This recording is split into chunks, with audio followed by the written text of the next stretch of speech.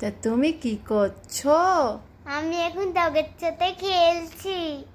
ও, সারা মুখে এখন পাউডার মাখানো হয়েছে, কারণ এত পরিমাণে গরম পড়েছে, মুখে মোটামুটিভাবে ঘামাচি বেরিয়ে গেছে।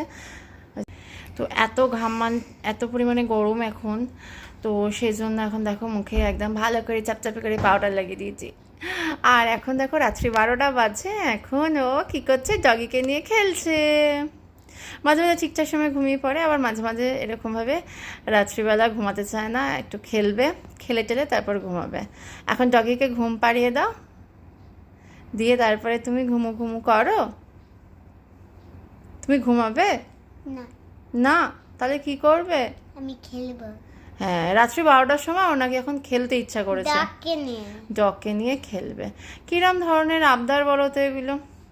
চলো যাই হোক, তো তোমাদেরও কাদের বাচ্চারা এরকম ধরনের বদমাইশি করে একটুখানি কমেন্ট করো। আমারটা মাঝে মাঝে এরকম বদমাইশি করে।